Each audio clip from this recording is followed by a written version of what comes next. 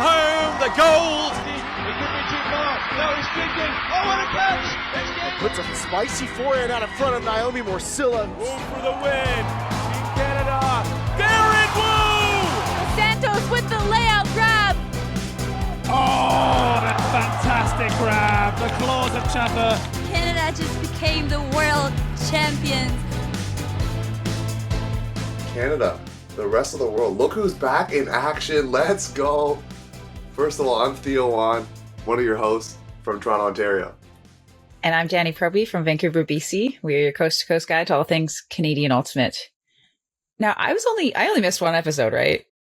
That is true, yeah. I'm going to miss a few more in the near future here, but I'm here. It's a little quick cameo for this episode. You kind of going to have to take the rest on your own because I'm busy. But before we talk about me, I want to hear about you. How was your weekend? The weekend was pretty good. You can probably tell my voice that it's not doing as well as it normally does. And so tested multiple times for the Rona here. And currently negative, so fingers crossed that remains to be the case. But played a tournament this past weekend. I was told I had to give a shout out to this person in the intro because, we do the get to know you. We talk about the weekend. And this person, Devon Asamoah, big fan of the show. He drove both to Montreal from Toronto and back. We took one break each time, I believe. He did not sleep, didn't need another driver, just killed it 3 hours in a row. Just we had a big pizza dinner on Sunday, 3 hours straight, just by himself. And I could never do that. So I always give love to drivers that can do that. So Devon, I promise you this shout out and you get one right now because that's you saved our time because I thought we were going to get in at midnight and instead we got in at a decent time. So shout out to the drivers that, Danie, you've probably experienced it. The drivers that drive after a tournament when everyone else is asleep, come on, you got to give them some love. We have this rule because we always go to Solstice, which is in Oregon, and that's a 7 or 8 hour drive. And so we have a rule that if you are in the passenger seat, you have to stay awake because it's a 7 or 8 hour straight drive. And it's usually only the one driver that goes the whole time. So shout out to drivers. Yeah, the person who was in the shotgun, I said, you got to stay awake. And he's like, I will. And within a few minutes, he was not awake. Let's just say that. So, Devon, you killed it. And that was my weekend. I got to play with my old team. And we'll talk more, obviously, about the tournament that happened. I got to play with my old squad. And let me just say that after playing this weekend, I don't know if I want to play. That's all I'm going to say. I think I'm happy to be on the media side of things. I don't know. That's that might be a take for another day, but that's that was my weekend there, Danie. Like you said, you were busy. That's why you couldn't record last week. There was some things going on. We'll talk about in the news, but other than that, you're getting ready for a big trip. So why don't you talk a little bit about that because you're gone for a little bit. Yeah, I leave tomorrow. So again, by the time this airs, I'll probably be on a little jet plane as long as it doesn't get canceled like all the flights have been lately. So head into Ireland to play with Cold from Quebec for Mixed Masters at Wumak. I think that's how you say it. Okay, WMUCC. So I'm very excited. I'm going a little early, doing a little camper van road trip along the west coast. So gonna see the sights, some castles, see some green things, drink some Guinness. You know how it goes. So that should be exciting. But something kind of worrying happened at my practice last night. It was literally the last rep of the entire practice, and Brianne Wager was going up line, and I was trying to squeeze her closer to the disc, so it was kind of a baby up line or a bad choice or whatever. I didn't think it was open. Person throws it anyways. I'm I might be able to just jump over and knock it away. Oh, no. And I land on the outside of my ankle and my wrist and my elbow, and I was okay, well, I just crawled off the field, and I was well, shoot. Anyway, I'm fine-ish. My neck hurts. A lot of stuff kind of feels bad. And then today, the outside of my knee is just so bad. I'm did I do something to some sort of meniscus on the outside or something? So heading on a plane tomorrow to play Wumak. Hopefully everything's in tip-top shape. Pray for me. send your wishes for the knee health. Yeah, send your good vibes, your prayers over to Danie. I will say, Danie, I'm not going to jinx you or reverse jinx you, but to go all the way across the world. I mean, obviously you're doing this trip, but you're there. Your main purpose is to play some frisbee. So if that doesn't happen, that would kind of stink. So Yeah, wishing take care of yourself here. Especially that last practice. I'm surprised you went for that bid. But I do like the fire. yeah, it's kind of not a good life choice, but I mean, even if I can't make it through Worlds, like that would obviously be devastating, but at least I'm devastated in Ireland. So there's at least that. Do you have like a set person to do some sightseeing with? Like, are you getting like a local tour guide? Like someone that knows where to go, like the good hot spots and stuff? Absolutely not. But Ari's coming with me, so we're gonna do a little road trip together. It'll be cute. So I'm very excited. Is he also coming? No. Shout out to Kelly Luck and Justin Luna, two Elevate employees / awesome frisbee players themselves, will be staying in my apartment and puppy sitting. So it's a pretty good gig. Hey, that actually is not a bad gig at all. You get a good view of New West, as I've been told, and get to hang out with like the traffic mascot. So I think that's a good deal. I agree. Thank you for saying that. Yeah, it's funny because some people are like, "Oh, you're going to be going to 3 Worlds events in one summer," and I was like, "Yes." Well, in my experience, Worlds events get canceled a lot. So when I signed up for 3, did I think all 3 were going to run? No.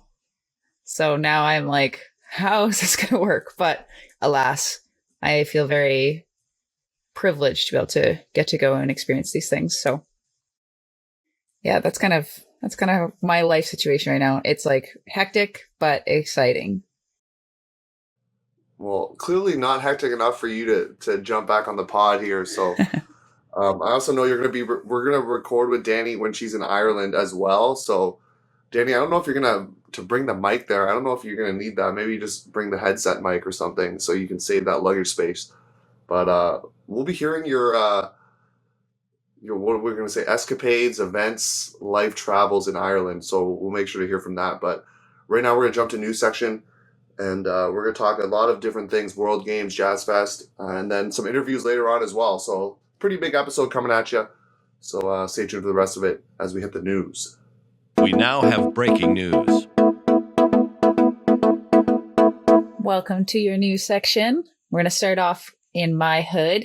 We had 24 U20 athletes in BC this weekend. So we had the first U20 women's training camp in Vancouver. It was awesome. So a lot of the athletes arrived on Thursday, and we did a little get together in my apartment, which was cozy. And then we hit the fields, and it was, I don't even know how to describe, but it was It sounds like you can't describe it with words, because I know I saw your post about it, and it was like, I can't describe. It's like one of the best experiences of my life. It was incredible because not only were the fields pristine, like it was raining the day before so much, and like the whole weekend was just like literally nothing went wrong. Everything was just perfection. The practice was awesome. It's just I spent a lot of my life coaching a lot of really talented athletes and also introducing a lot of people to this sport. It's very rare to have an experience where you have 24 athletes on the field that are all so intrinsically driven. And when you give them a piece of feedback or you show them a new system and they can just do it right away, that is just like a really exciting experience. I normally have like a few athletes that can kind of translate those types of things immediately, but to have everybody that committed, that excited, that focused the whole time was amazing. And so it was great. And then this Friday night, we ended up doing, I think we did like a film session, and we did a bunch of games. Like we played pool and darts, and we did games on the lawn. And then Saturday we got to play against Traffic Gold, Traffic Black, so Traffic split XY, and then Drift, so the Vancouver #2 team. So we got to play 3 games in a row, which is awesome. The U20 team started off a little scared, timid against Traffic Black, I believe, and I think we scored like 3 or 4 to 13, I think, which is okay. Like the points actually looked a lot better than the score reflected. And then for against Traffic Gold, Traffic won 8, I believe. So a much better score, which was exciting. And then against Drift, I believe the U20 squad, we were down 2-5 or something, or maybe something like that. Like quite a bit. Like I think Drift kind of got up on us a little bit early, but then I think we scored like all the rest of the points after that. I think we ended up winning 9-5 in that game. So it was amazing. Everybody played equally. We were kind of trying to see some different chemistry type situations between different people from different provinces, and it was awesome. And we hit the beach, spike ball.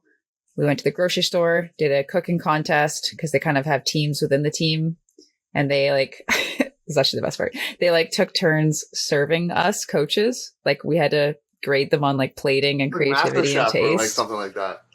Absolutely, it was so fun, and some of the performances were top notch. And then we had one final practice on Sunday, and everyone went home. So it was like shocking how quick this team kind of melded together. And I feel really proud of our coaching staff for kind of creating that expectation from the beginning and fostering an environment where everyone got along and felt supported. And I think it's going to be an amazing season. So I'm on cloud 9 with this squad. They're dope. They're so dope. Yeah, if you're watching the YouTube version of this, you can probably see Danie's like face and like the excitement radiating from her noggin there. Lots to dissect out of that.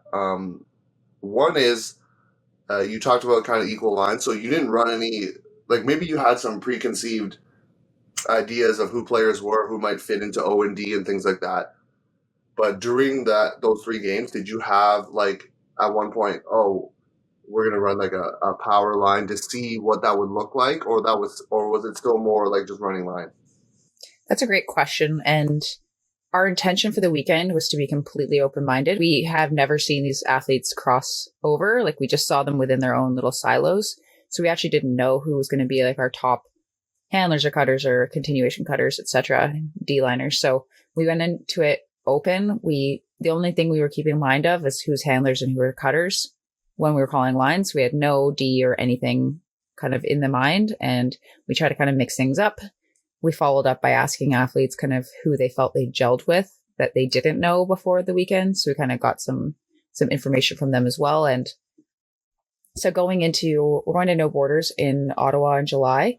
And so going to that tournament, yeah. And so that tournament, we will have our first look at our O and our 2 D lines. So we're planning on having 8 players on each line. O1, D1, D2. Hey, good thing you're listening to the podcast, folks, because you're getting some Team Canada secrets right now. And it's not a secret, but yeah, it's a secret who's on the lines. Oh yeah, secret of who's on the line. Yeah, but what about did the boys team have a training camp too, or is that when's theirs? Like, kind of what's happening with them? They're doing it differently. They're doing double tournaments, so they're going to be going to Flower Bowl in the end of June, so in a couple weeks, and No Borders as well. So we just wanted to prioritize doing more of a practice-y type training camp weekend because we really wanted, especially for some reason on female matching teams, it seems to make a bigger difference if they're like friends, if there's like a strong kind of foundation of trust amongst everybody and they feel really comfortable with each other, that those teams perform a lot better. And I'm not saying that's not true for the male matching teams, but it just seems especially true for the female matching teams. And so we wanted to prioritize kind of like bonding and systems and being able to do practices. And also just like Karen Hatch and I are both away Flower Bowl weekend, so it didn't make sense to do that as well. So so you're telling me the Ontario folk on the boys team will be flying out to Flower Bowl then? Or they should be?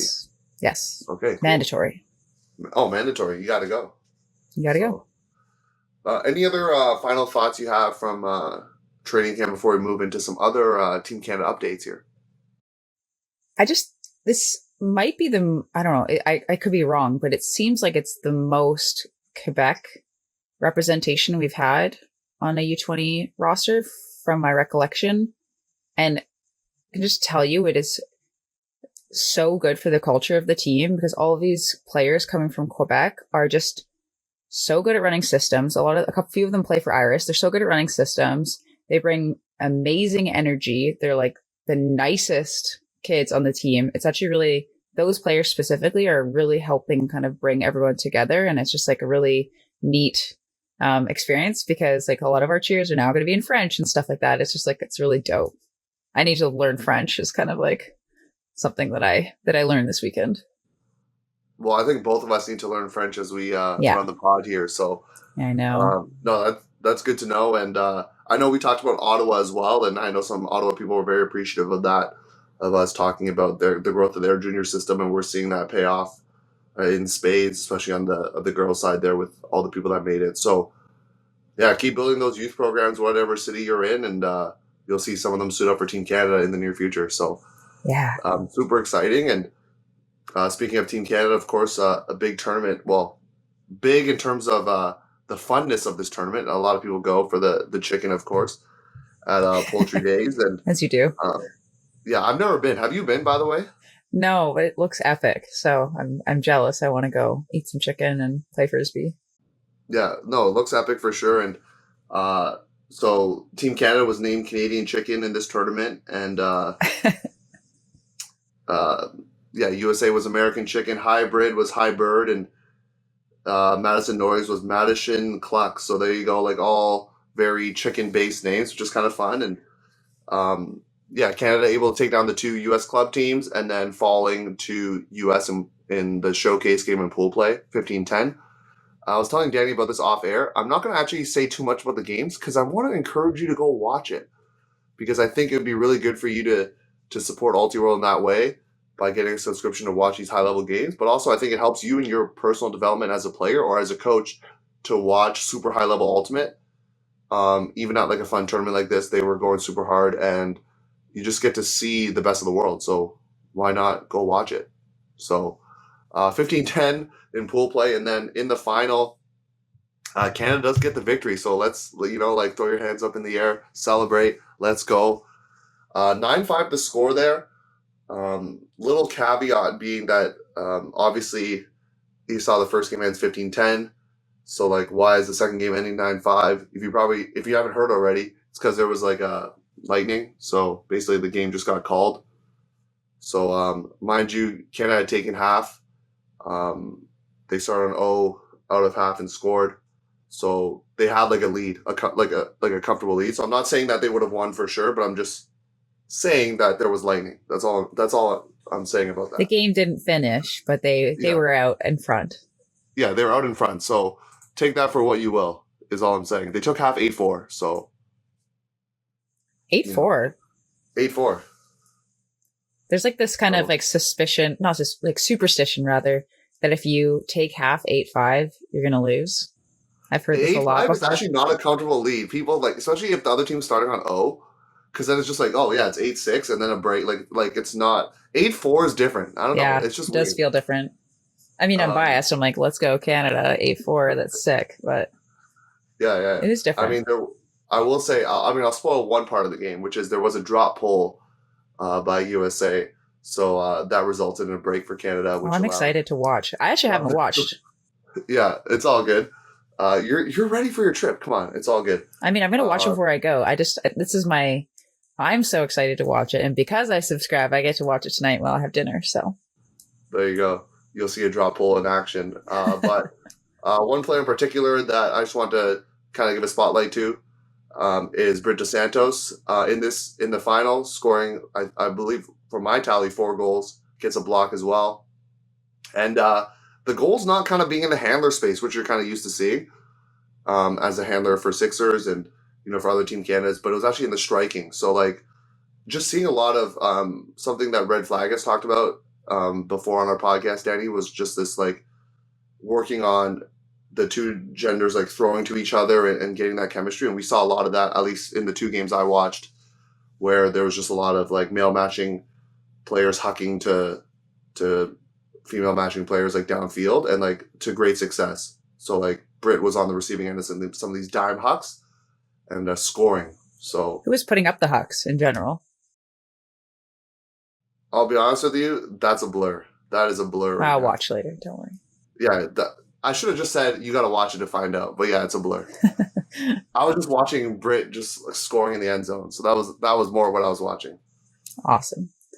I am very excited to watch that, and congratulations to all those athletes for such an amazing tournament. to come back and come into the final and put up such a good score against obviously a pretty good team is commendable. And we expect nothing less from that squad. So good job, Team Canada. I'm excited to see y'all in Alabamskis. Is that what they call it? Alabama? Well, I just know it's Alabama, but they will match them in pool play. So, I mean, it's like, so that's actually something I was really interested in watching is like Canada did come out in a couple like set plays where it was like the usual Canada, like, because the Toronto Rush do this. I know a lot of teams in Canada do this, like the 3-2 split stack, and the two are isolated and kind of like mirror each other. So they were running that play multiple times. Do you know what that play is called? Is it called Air Canada? Yeah. Yeah, I know. I know it's called Air Canada. I didn't want to expose a secret, but I guess it's not a secret. Yeah, it's not a secret. Everyone knows the play. Like, the Rush were running it multiple times. We'll talk about this in the AUDL update, and, like, Montreal just did not stop it. So, it's because there's a couple options and they're fast, blah, blah, blah. But what I'm saying is they didn't just run, like vanilla host stack. Like, there was some side stack action. Like, there was just some different set play calls, and I found that interesting just because they will match up in pool play at World Games. So, it's like, how much do you want to show? They did a couple zone looks as well. So, it's like, how much are you trying to show? How much are you trying to hide, knowing that you're going to play them again? Yeah. Stay tuned to find out how much they showed. You gotta watch a game. You gotta watch the game. All right. So we're going to move on to Jazzfest now, and another tournament I've never played in. But it was really exciting to follow along on social media. And Theo, you were there? I was there. Hopefully I didn't get sick from that tournament itself, but yes, I was there in the great city of Montreal, trying to capture as much as I could, saying hi to some of the fans, you know.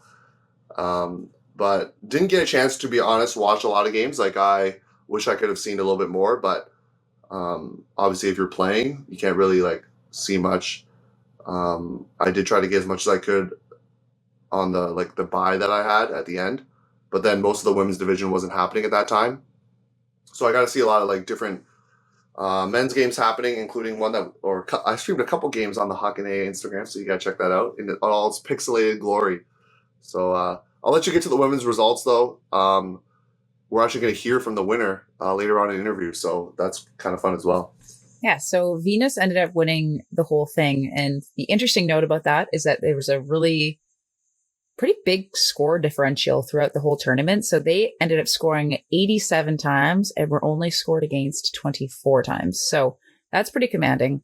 They defeated Cube in the final 13-8, and Cube at that point in time had not lost any games. So that was clearly going to be like the battle of the two titans or whatever, and Venus comes out on top quite handedly. So Vintage ends up placing third. They defeated Aguada, second seed in their pool, and they took down the upstart Incognito squad from Toronto, 14-10 in the third place game. So Aguada finishes fifth, PPF finishes sixth, Laura finishes seventh, seated bottom of pool B, so 10th, and then Luna finished eighth. Luna actually had a couple players missing because they're at the U20 training camp in Vancouver, so maybe that hurt them. That's why that could speak to the results there. The Laura result I want to kind of give a look to, because they were seated based on the snake last and coming in seventh is kind of cool.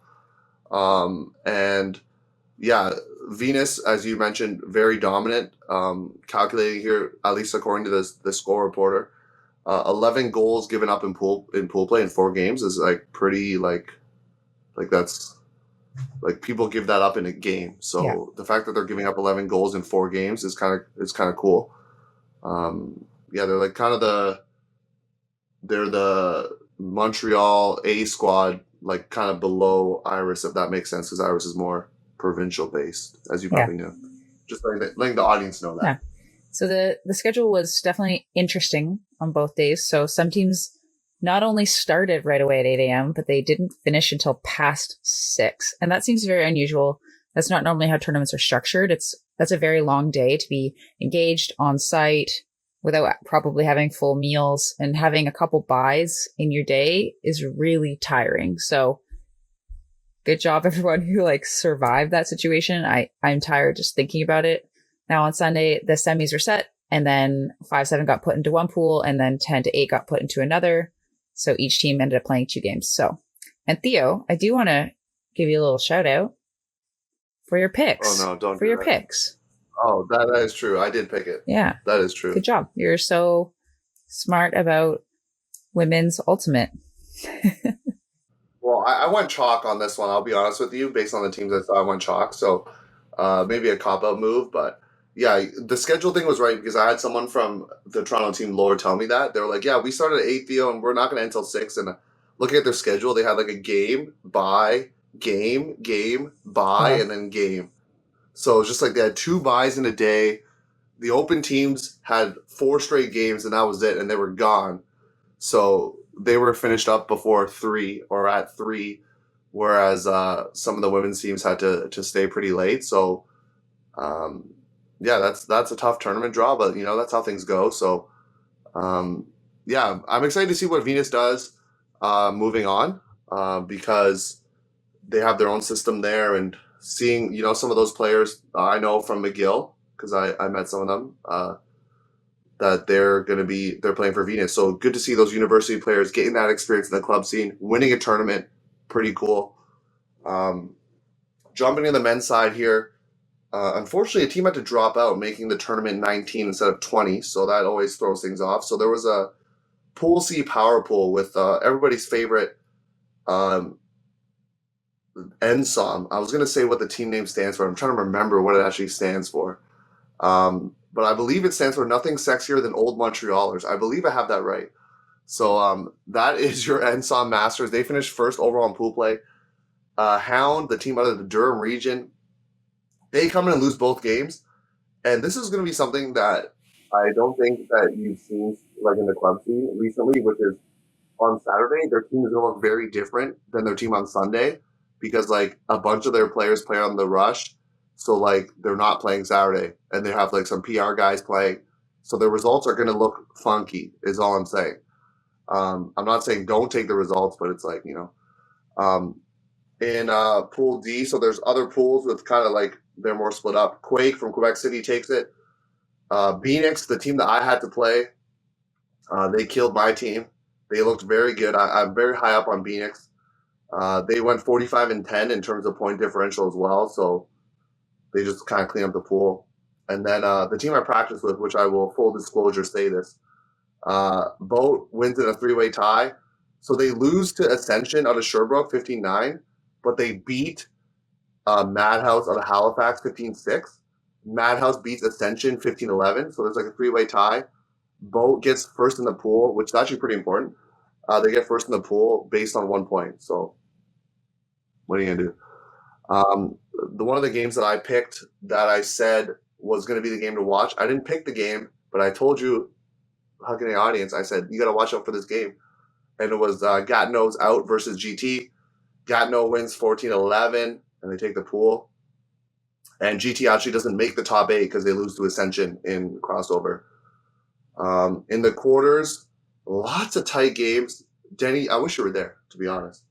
I wish I was there watching it, but I was playing because I was playing the 9-16 bracket, so I didn't actually get a chance to watch some of these games. But there was a lot of close games. So Boat defeats Quake 12-11. Manic loses. They were the first seed, kind of in their like 4 bracket or whatever, and they lose to Out. So Out wins. And Hound barely defeats Phoenix 13-12. I heard Phoenix was up late in the game, and Hound came back and won. And then NSOM defeats Ascension. And then in the semis, Boat has an easy ride to the finals, winning 15-8. And Hound defeats NSOM Masters 12-10. And so we have an all GTA final. I know pretty much every single player on both of these teams. And I actually got to the game late because I was still playing my game.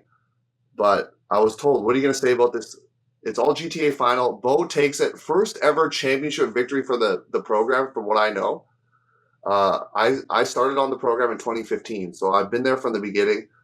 I'm going to interview this person later, Michael Kukucska. I actually had a great talk with him after, and I think both of us were actually starting to tear up, like legitimately start crying, because I know how much work he's put into this program, and to finally see it like come into fruition in the last voyage of the program is like really cool. And so, yeah, it made me kind of cry because I was like, dude, I've been with you since the beginning. I haven't played with you every year, but I've seen it. and to see where it's come is like really cool. So yeah, that's a summary. Hopefully that doesn't bring tears to your eyes, folks. But there, in terms of the game, there was a Callahan to start the game. So Boat actually gets a Callahan to start the game and kind of starts off hot, and it became up and downwind. I was talking to the Hound coach, and he was saying they had to change their strategy basically and had their D-line going downwind and basically hucking as much as they could to prevent short field turnovers. And then Boat kind of adjusted by putting kind of their top handlers going upwind. So there you go. And we'll give a shout out to Madhouse, because Halifax, you come from Halifax, you come into the 9th place game, you lose a close one on University GT. That is cool. You'll be at Nationals. Excited to see what they do as well. That was a lot of talking from me, Danie. Any thoughts? I got to catch my breath, especially with my ailment. Yeah, you're doing great. Now. But I have feelings for. It hits me in the feels rather. I don't have feelings for it. It hits me in the feels when I think about getting scored on the first point via Callahan. Gotta suck. Really hard. Has that happened to you? No, I don't. Well, I don't think so. Not that I can remember. But I think that it takes a really mentally strong team to be able to bounce back from something like that. At the very beginning of a game, just imagine being all like hyped after a warm up. You're like, yes, let's go. I love Frisbee. Yes. And then right away, Callie. Oh, it sucks. Yeah, it's definitely tough. Hound put up a good fight. Couple of players went down to injury, a couple of the rush guys, but I don't think that sort of, because I know even talking to the Hound coach, he said that shouldn't discount the win, right? Because they played a great game, they used the right strategies to win that game. So kudos to you. We'll see what happens down Ontario regionals. From what I know Ontario and Quebec, their regional tournaments will actually usually have teams that don't make nationals. I don't think that's the case in other provinces, if I'm not mistaken. I know BC has regionals, but usually if a team wants to go, they go, correct? To regionals? If they want to go nationals, they play regionals, but there's no game to go, at BC regionals, from what you remember. Yeah, you're playing for a certain amount of bids, yes. Oh, so there is potentially a game to go there? Yeah, okay. Always. I guess it depends on the year. Yeah, I think that there's often teams that don't, that their season ends at regionals when they had hopes to make nationals. Yeah, okay. So I know that you talked a little bit about this, but some teams kind of missing out on their AUDL players on the Saturday. Now, I am curious, we're going to be talking a little bit about the AUDL right now. Was it worth it for those players to miss their games at Jazzfest for AUDL? How did those games go? What a segue! You don't gotta say it. It takes away from the segue. I hate it. I know you don't like when I do this, but I love it. I love the segue. I hate you saying that you love the segue. Everyone, we're fighting. Okay, this is what it looks like when we fight.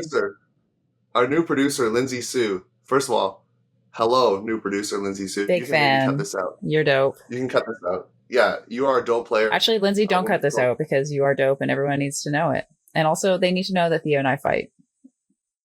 AUDL update. Theo, let's go. AUDL update. Ottawa bye week. Toronto gets the W. Come on, 1-point victory. I'm going to start. The players have already started doing this, but we're going to make Oscar Stonehouse the AUDL Rookie of the Year because he is just going off this season, making athletic play after athletic play. The AUDL posted a reel today tagging the Toronto Rush in it and just hyping him up. He's an 18-year-old rookie. He's tearing it up. Everyone's saying, well, at least on the Canadian side, he should be Rookie of the Year. You had the New York Empire coach comment on the reel and say Oscar Stonehouse is for real.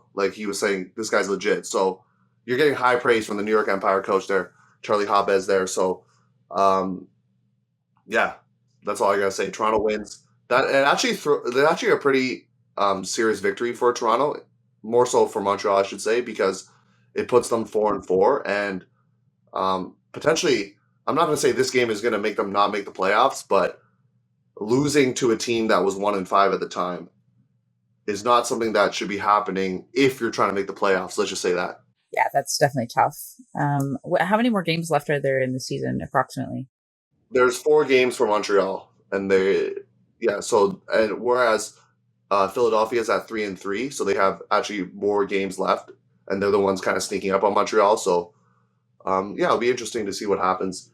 Toronto, Ottawa still trying to make a claim. If they can win out, we'll see what happens. You never know. So, lots to say there, but that is our news. I think that's it for now. I know there was other like kind of fun tournaments happening in Winnipeg and Vancouver and other places like that, but in terms of like the main club news, I believe that's it for now. And this is kind of me signing off too. I think you're going to hear me in the outro and subscriber only, but I'm not going to be around for the main event. So if you are around for the main events, I hope you enjoy it, and I miss you. But I am still thinking about you, audience, even though I'm away on vacation. Yeah, I think you should just focus on enjoying all that Ireland has to offer. And the Huckin audience will be there when you get back, or when you record in Ireland. So, anyways, main event, multiple interviews coming. First with Catherine Goulet of Venus, and then Micheal Kukucska of Toronto Boat, and then a couple World Games players as well. So, lots to come. We'll see you there.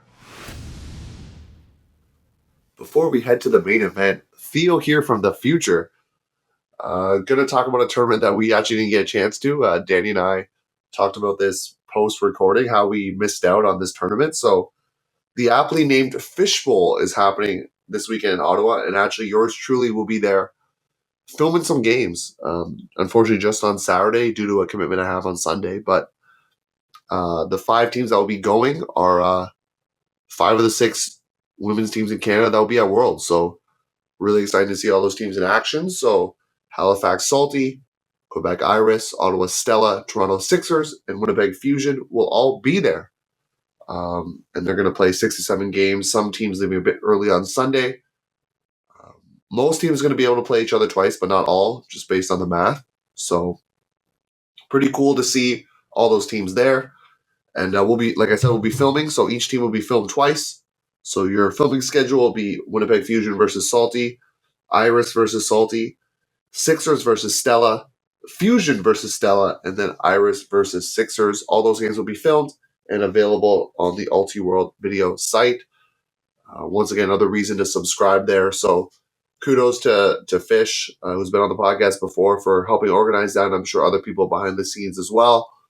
And kudos to Winnipeg for even coming down, or flying east, I should say, to this tournament. And for all these teams, a chance to get some reps in before Worlds. So glad that they'll be able to see each other on film of themselves and also the other teams in Canada. And then I'm sure some of the other teams playing at Worlds will also use that to scout. So it's kind of a double-edged sword there, where you get filmed and see yourself, but other teams can see you as well. So we'll see how that goes. But that's a little editor's, I don't know if it's editor's note, but little caveat, Theo from the future here, getting you ready for the main events coming up. So after the ad, you'll hear from Catherine Goulet from Venus, Micheal Kukucska from Boat in separate interviews, and then also World Games players in separate interviews in Kevin Underhill and Molly Lewis. So stay tuned for that after the break. This episode is brought to you by Be Ultimate Apparel. Based out of Vancouver, BC, Be Ultimate is climate neutral certified and designs products that are built to perform. I personally love my 2 sun hoodies from them, and I rock them wherever I go. If you want to learn more about Be Ultimate, or if you're a club team captain and want to take advantage of their no strings attached offer for a free jersey, head over to beultimate.ca or visit the link in the show description. Hey, this is Andrew Batchelor, Competition Director for Ultimate Canada, and you're listening to the Huckin Eh podcast, your coast-to-coast guide for all things Canadian Ultimate. All right, Huckin Eh audience, we're now reached our main event. We got multiple interviews coming at you. So first off, getting to hear from Catherine Goulet of Venus out of Montreal. So excited for this one. Get to hear about Catherine's team and what happened at Jazzfest. So Catherine, welcome on to the show. How long have you been playing for the team? We'll kind of introduce yourself here. So how long have you been playing on Venus and what you do for them, like your role on the team? So I've been playing since 2018 with Venus. So with the COVID, that's been a total of 3 years. And I've been captain for those 3 years with Venus. And I'm also a player and a handler on Venus. Nice. And so we're going to jump right in here. First question being, there's the CUVM system that I'm trying to learn a little bit more about, and sort of, what that system looks like. Because I know there's Club M on the open side. As an open player, I know about that a little bit more in terms of how those teams kind of foster development and growth. So can you talk a little bit about the CUVM system? What does it look like? How does it try to build women's ultimate in the city of Montreal? Yes. So, well, we call it the CUVM. In French, we just made this little word to call it like that. CUVM. And basically, it fosters a 3-woman team, 1 woman master team, and it also fosters a few junior teams. So I think they have program from 6 years old to all the way to 19 years old. And that's woman and open for the kids. And basically, they are in the women's section. There is Volt, there is Valkyrie, and there is Venus. And we don't practice together. We all are separate teams. But the CUVM is basically there to help us manage with the fields, manage to make a community for women's ultimate in Montreal. It's offering a lot of activities to allow people to discover what is ultimate. So that's basically their mission, to allow more women to know that nice sports that we're playing. And is there, I don't know how, you probably don't have the statistics on this, but do players move up from the teams, or do they stay as separate teams kind of thing? Like, do players get to move up or what? Yeah. So basically, I would say, people move up. It's not necessarily linear. It's not like this team is before this team. In the woman, I think Venus is definitely the more elite team, the one that practices the more and has the higher competition level in tournaments. Then there's Valkyrie, which is also a competitive team, but they have 1 practice a week. So it's good for athletes that have maybe a little bit less time to offer, or that are maybe starting and want to get a bit of a feel of what competitive ultimate is. And Vault is more aiming at younger players. So players that are coming out of junior teams.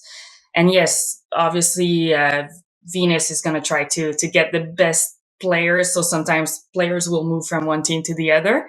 But it's not necessarily the goal. There's a team for every player. So some will want to play Valkyrie, some will want to play Vault, and others will want to play Venus.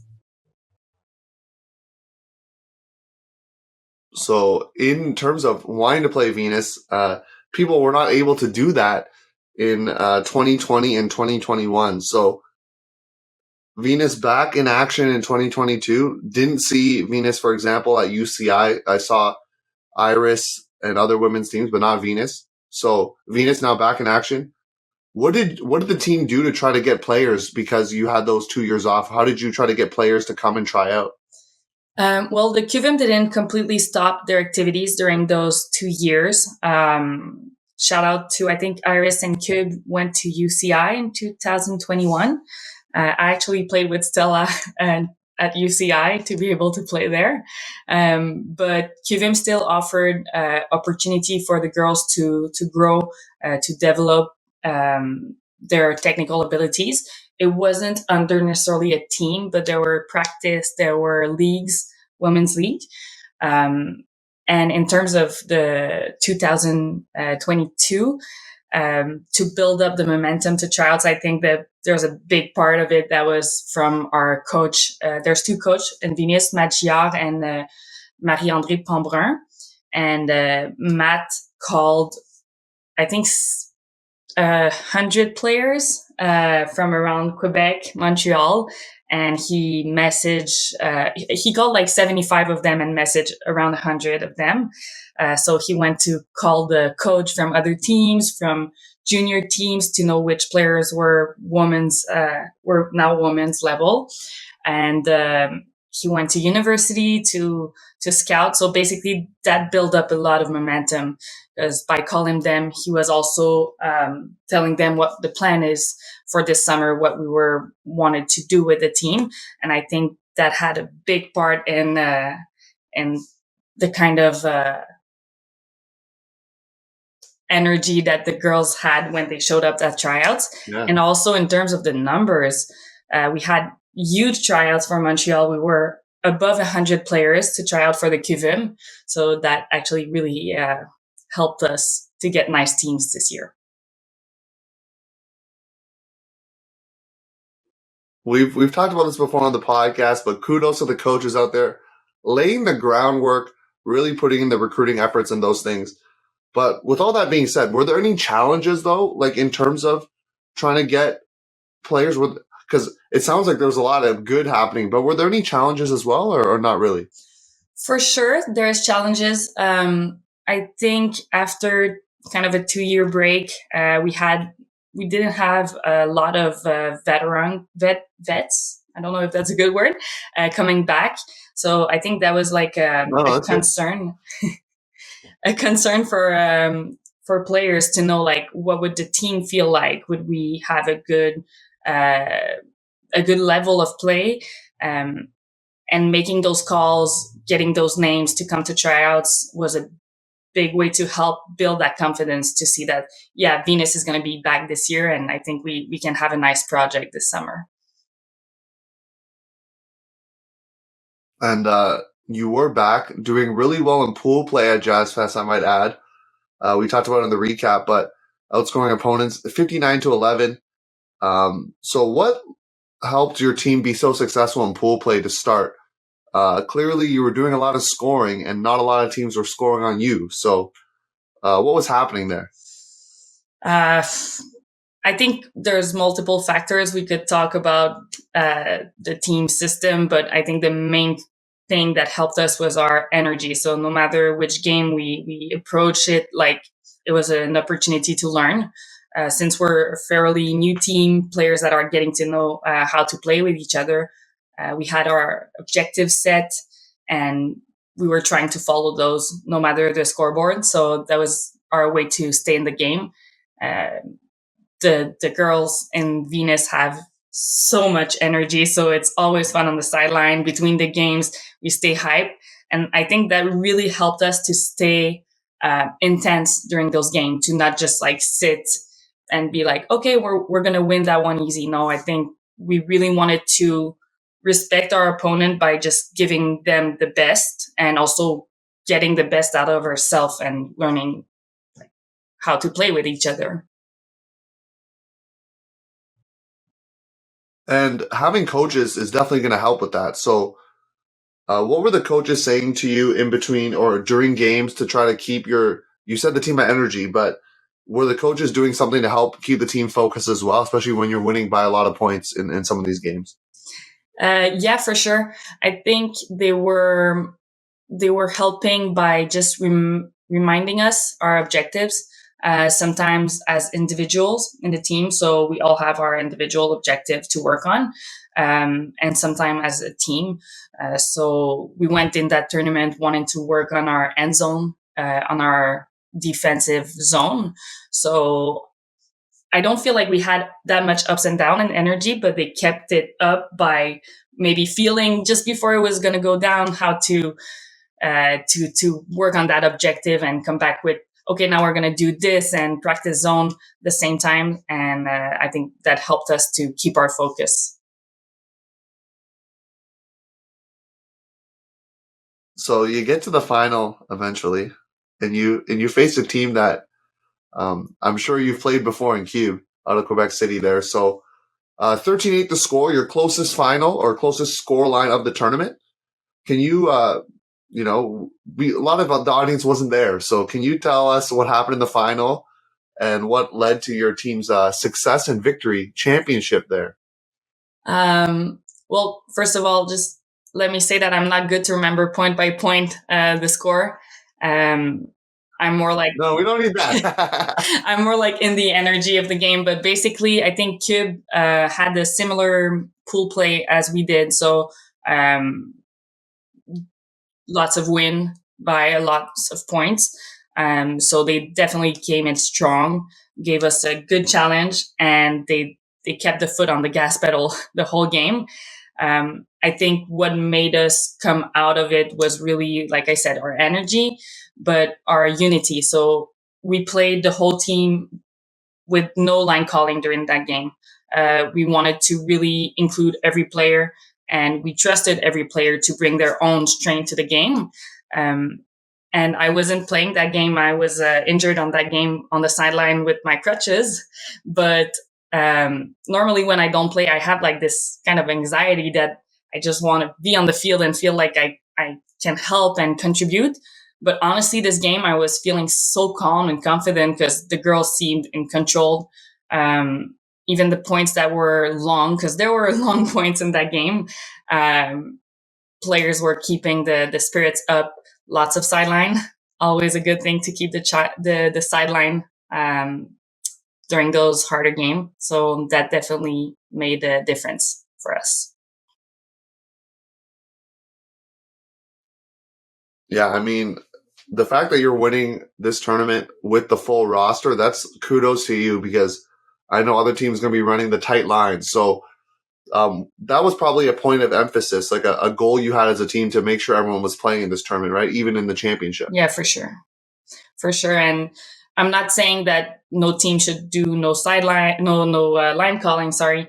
But honestly, that was one of our proud aspect of this tournament, and our first tournament also, is that everybody's playing. We're playing the same amount of points per players, and we're winning as a team.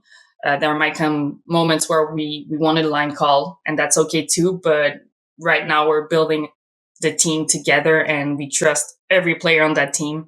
We all have our strength, and I think we're learning from each other so much this year, and it's really fun.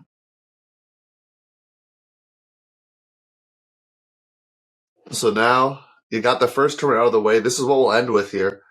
You got the first tournament out of the way. So now, what are the rest of the team's plans for the season? I saw you're signed up for CUC, so we'll see you there. But other tournaments you're playing, or I know there's the series out there hosted by FQU that you also had some success in as well. So what's the rest of the plans here for Venus? Well, we're signed up for CUC, but we still have to get there. So we have a tournament to make sure we qualify. So that's our next tournament for sure. We're focusing on that right now. We're practicing hard twice a week, and we have training by ourselves. We have weekend practice together, team bonding, because I think we love the energy we have and we want to keep it that way. So our next focus is to qualify for CUC. Then we also have the Boston invite, and we're quite excited to just meet different teams with different types of play. So even from Montreal to Ottawa, we play different. So if we go more west, it's also different. If we go in the States, we might find different types of play. And I think we're excited to learn from those teams and to get those challenge in. And hopefully get to CUC and be the best version of our team. Yeah, I'm excited that you're going to Boston Invite. I'm pretty sure there's some other Montreal teams going as well. Don't quote me on it, but really cool to see you go, because there's some good quality teams that go to that tournament. So, and it's going to be not as early season for them. I mean, it's still early season, but you still get a lot of the top, or some of the top teams going. So that's really exciting for your team. And do you have plans as a team to go play in the fall in the US, or is it more season ends at CUC? I don't know, by the way, for Boston, if there are other Montreal team. I don't quote me on this either. I hope so. And for the States, I haven't heard that we are planning on playing the falls. Also, don't quote me on this. So we haven't discussed it with the leadership, but I guess we'll have to discuss. Normally, Venus was more ending their season at CUC in the previous years, but maybe one day. And we talked about Iris earlier, so kind of a question I just had that come up to my mind is, because I know they play in the fall, is there an opportunity for some Venus players to end up playing for Iris in the fall series, or is that something that hasn't happened before? It happened in the past, I think, because sometimes I think they change their roster a little bit for their fall season. However, I'm not sure, don't quote me on this, but I think they have a roster for it already. And it's not necessarily Venus's goal to get to Iris or to go there. So we're really separated organization. But if players are not playing in the falls with Venus and Iris would want some players, I'm sure there could be something arranged. Yeah, don't quote Catherine on it, but we'll see what happens though. And I do appreciate you talking about the separate organizations and sort of the team focus. That's definitely something I took away from this interview. So, Catherine, any final words do you have for the Huckin Eh audience?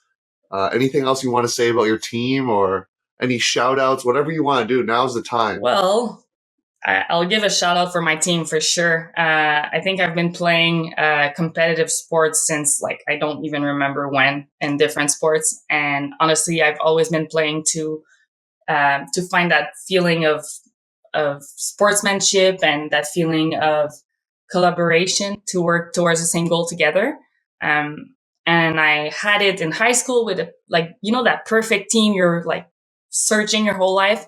And I feel like this summer we're really having that team, and I'm excited to see us play at the highest level that we can. And shout out to all my girls in Venus.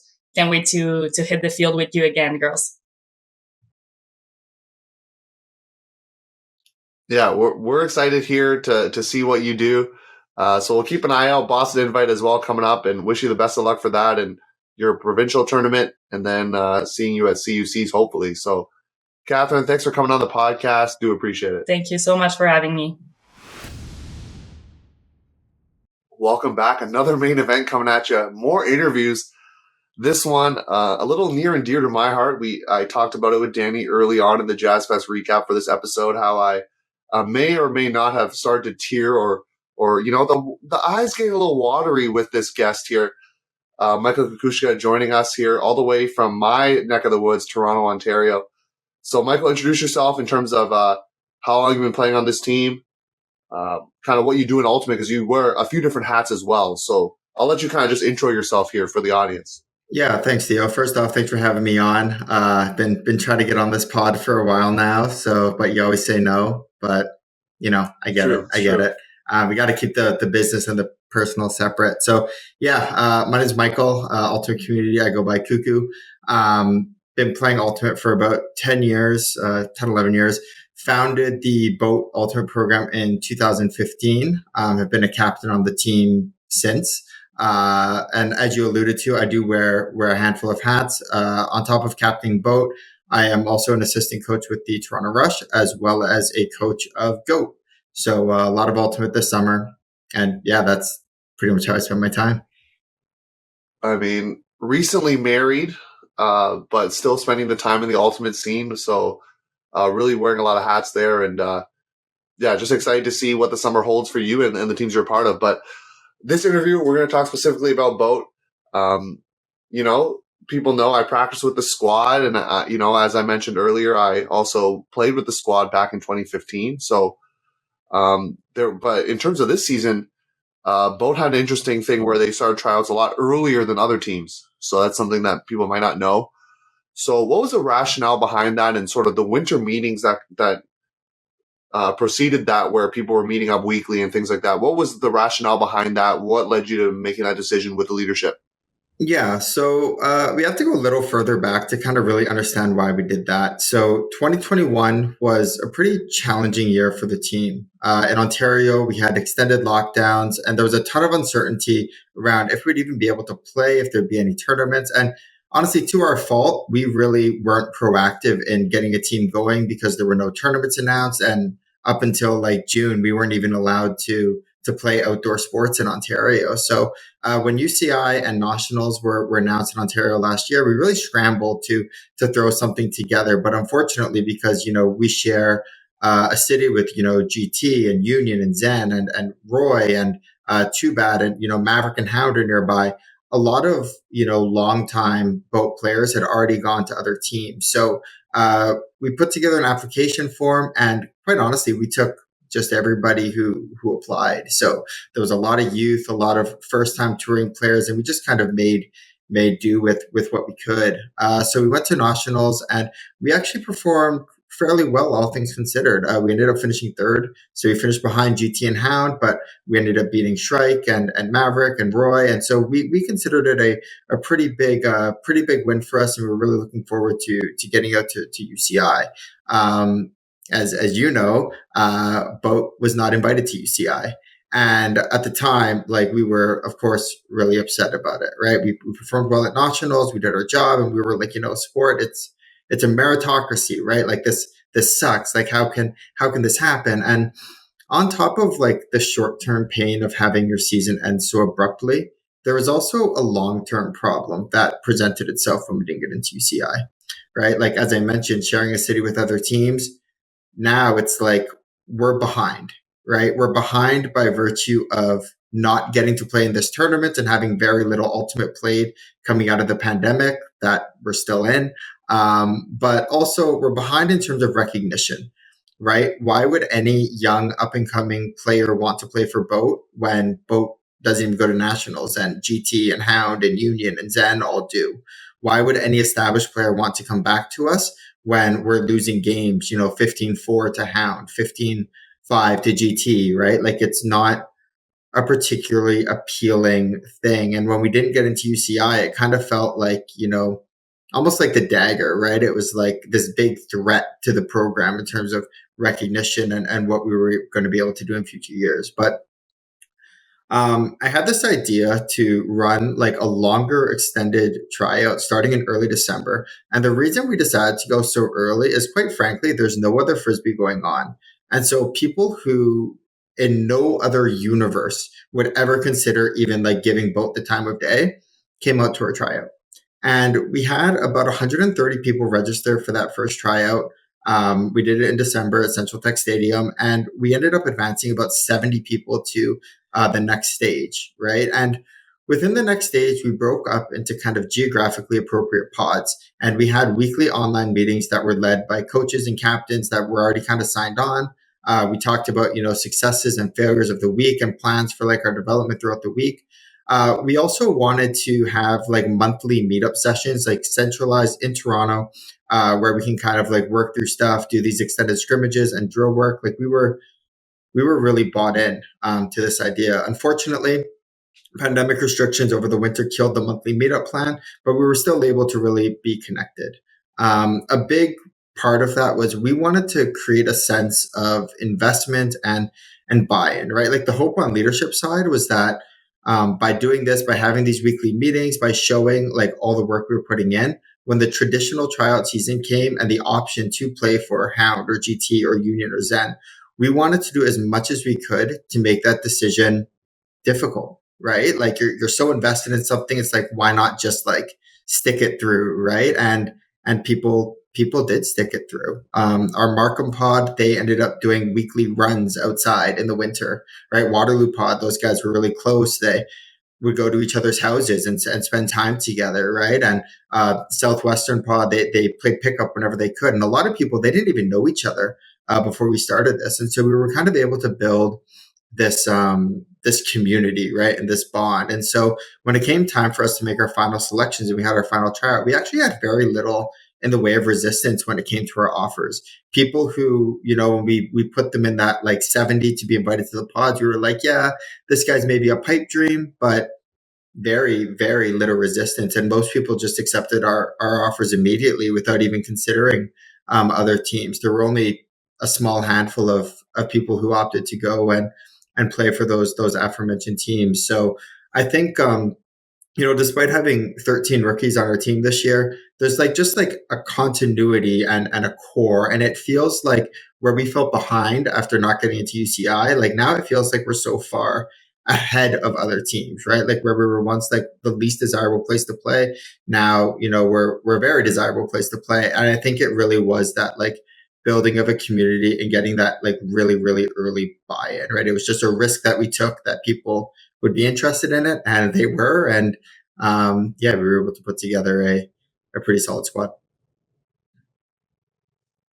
Lots of good thoughts there. Thank you for sharing that. And just even for other teams listening, maybe you will take an early trial process to your team. I know other teams have been doing that. I've seen rosters come out earlier and earlier this year from other top teams. So did see that, but we're here because you did well in the tournament. So we're gonna jump, a few months from that, the tryout and those things into the tournament here. And of course, you won the tournament, which you talked about in the recap, but it did not come without some adversity. So you dropped a game in pool play, still able to take the pool by virtue of a 3-way tie. But what was the messaging to the team to help them bounce back from losing and knowing that they won the pre-quarter after that game, and then sort of getting them ready for the next day where you're in the bracket? Yeah, to be honest with you, Theo, we didn't feel like there was adversity at all. We kind of prepared for that to happen. So before the season started, we had a team meeting and we really talked about, process-driven goals and preparing to fail. We're privileged to play in Ontario. We're privileged to play in Canada. And there are a lot of great teams here. And part of that means that once in a while, you're going to get got. We expect to fail from time to time. We expect to get broken. We expect to lose games. And when you expect these things, you're not going to necessarily be surprised. So when we lost to Ascension, there wasn't a sense of panic or dread or worry. Ascension's a good team, and they played really well. They were formerly Sherbrooke Gentlemen's Club. They've been around for a long time. They've had our number in the past. We weren't surprised we lost the game. That's going to happen. On top of losing that game, we went down 5-2 in the pre-quarter. We went down 4-1 in the quarterfinal. We failed a lot this weekend as an offense, as a defense, and as a team. But I think that the only thing we really say in those situations is just a little reminder that hey, we talked about this and this is part of the plan. So I don't necessarily think we're more talented than any of the teams we played at Jazzfest, but we have an extremely resilient group and we're just really locked in mentally and prepared for anything that comes our way. I like the things you said in terms of the adversity, expecting sort of bad things to happen, because no team's ever going to go. I mean, some teams go perfect in the game, but most teams will get broken at some point and bad things will happen. But you were able to inflict some bad things on a fellow GTA team there in the final, winning from our count 15-9 there over Hound. Obviously really exciting. What do you think was the key for that victory in particular? You had taken out, as I talked about in the recap earlier, not without some resistance, but 15-8, so, comfortable scoreline. But Hound, obviously, 1 point closer, but it was the final, so there's more on the line and more fans there watching. So what was the key to success there? I think the key to success is, again, I hate to keep going back to it, but our coaches did such a fantastic job of getting us mentally prepared for the game. You think about Boat, and Boat had never been in a final ever in 7 years. I think we've maybe been in 2 or 3 semis, but for the most part as a team, we show up, we maybe make the quarters, we lose 15-6, and then we come 7th, right? That's just kind of been the story of Boat for a long time. And so on top of that, we were playing Hound, and Hound's a team we had never beaten. They beat us 10-4 at Tux a month prior. They beat us 15-4 the year before. They were even missing a ton of guys at Tux that they were going to have at Jazz. That's an extremely talented team, and it would be very easy to think that we would just come in and immediately fold. But just our coaches, Rob and Patrick and Colin, did such a great job just mentally positioning ourselves to win and instilling that kind of belief in our guys. When our D-line gets going early, we started up 3-0 to start the game, and we're able to run our big yellow inflatable boat on the field. It really gets us fired up, and it can put a lot of pressure on the opposition to respond. That can be a tough spot to be in, especially when you're a favorite like like Hound was. Like we're not kidding ourselves. Like that's a great team with a ton of depth. So, but beating them, like we said, 15-9, it really validates like some of those process goals and the idea of like, hey, like we're going to fail, but we can kind of bounce back. So that kind of mental preparation was super, super key for us. Our coaches just had us ready to go. So again, huge shout out to Rob, Patrick, and Colin for that. And some adjustments made too, though, because there's some wind happening in this game. So what were some of the adjustments made as a squad as well to account for the upwind, downwind aspects of that game? To be honest with you, I don't really feel like we made a ton of adjustments. We kind of played our game throughout. It was windy, but it wasn't windy to the point where we couldn't play offense upwind. It never at any point felt like we couldn't throw something because of the wind or we couldn't do something because of the wind. Their defense made it hard, but we didn't really consider the wind to be a factor as much. Hound took a little bit of a different approach. They played a pretty aggressive huck and pin strategy going downwind, but we were okay with that because we were confident in our ability to work the disc upwind, and if we turn it over to play good defense and try to get it back. So we didn't particularly adjust for the wind too much, and we just look to play aggressively regardless of conditions, because we got to keep them on their toes, right? Yeah, for sure. And now is the feel good question for you. As you said, you founded the program there in 2015, and must be an amazing feeling to win a tournament for the first time in the program's history there. So talk about, because I'm interviewing you, so talk about what that win means to you specifically as one of the people who helped start this team. Yeah, it means a lot. It definitely like validates a lot of things. There were a group of us, myself, Robert Godfrey, Rui Carvalho, and Abdullah Salim. We started the program back in 2015 because we just kind of believed that at the time there was something just like foundationally wrong with how existing teams were treating people, not necessarily as athletes in a pipeline, but like even as far as like as human beings, right? There's very little support. Things at times felt very political, and people were almost classed based on how good they were at Ultimate. And it's gotten a lot better since then, but at the time it really wasn't something we wanted to be a part of anymore. And so we set out to build like this development program that we wished we had in Toronto, and in a lot of ways we were successful, but the results just never came, right? In 2018, we were able to launch a B team, Coat, and they were immediately pretty successful. They took a bunch of games off of Roy. They took a game off of Maverick at regionals. Sorry. Yeah, we don't talk about that game in particular. Theo. But those things never translated to boat success, right? Like I mentioned earlier, we were the kind of the team that we would get into quarters and lose 15-6 to a team that would end up winning, or a team that would end up coming third or second, right? And over the last 7 years, I've had a lot of people ask me, like, why are you still doing this? Like, why are you still playing with boat? Like, why don't you go play with GT or Hound or Union? Like, you're wasting your career, right? I recently had somebody, tell me that people may not respect me as a coach, right? Because my playing experience was with boat, and boat didn't accomplish anything, right? So like winning Jazz, it really validated so much about the last 7 years and the decisions that like we made and the risks that we took, and just doing the hard things to treat people the right way. So, the team in the program is folding at the end of the season. And, this decision was made prior to the first tryout in December, but we hope that like now that we've kind of shown that you can win this way, we hope that the way we chose to do things can be a model for other teams in Toronto and the GTA moving forward.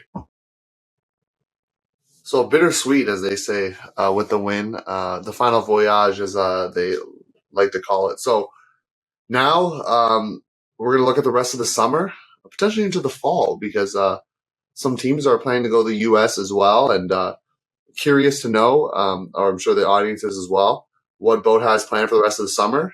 And then possibly in the fall. Yeah, I mean, we plan to win some games, we plan to lose some games, and we just hope we get better at Ultimate along the way. We're going to be attending regionals in July, and hopefully we'll be able to qualify for CUC in Brampton. crazier things have happened. I'm hoping we get the 1 seed plot armor this time around. But yeah, I've seen some stuff at regionals over the years. We'll also be attending No Borders in July. And as far as the US series goes, we haven't made a decision. We've been open-minded to it, but we do have a lot of people who are competing in the university series. And so, you always want to be mindful of conflicts there. But there's definitely hope that we can qualify for CUC, maybe qualify for Pan American Ultimate Championships if those can get, back on the rails. And yeah, just continue to dig the trenches and play hard and get better at Frisbee. That sums it up right there from Micheal Kukucska, founder of Boat. I'm going to call you Michael, which I'm not used to, but I have had to do that now, treating you more formally here. So this is wild. Any other thoughts you want to share with the Huckin Eh audience before we sign off here? Is the Huckin Eh audience will see more interviews, but you'll be signing off at this time. Yeah. Nothing really.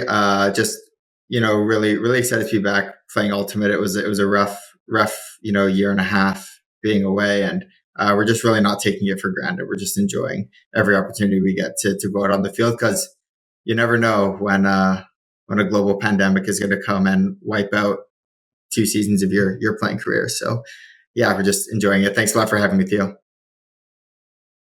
Thanks for coming on. And other Ultimate programs, maybe they can take a note from the Boat playbook there and learn about how to maybe start their tryouts earlier and just kind of building a culture that people want to be a part of. So thanks again for coming on. And for those still staying with the episode, stay tuned. I will be interviewing Kevin Underhill from Team Canada and talk about the World Games experience that he had recently at Poultry Days. So stay tuned for that. All right, another interviewing coming at you for this episode. Now we got Kevin Underhill, one of the leaders on the Team Canada World Games team. I'll let him introduce himself because I was going to give a little spiel, Kevin, but I'll let you do it yourself. So talk about how long you've been playing Frisbee. I know you've been on a lot of different Team Canada teams, so even if you can remember all of them, and then talk about sort of like what you do for the team as well. Sure. I started in high school at Lord Byng Secondary, but I feel like I really got into it at university at UVic here in BC. So, and then after my first year of university Ultimate, I made Furious George Ultimate.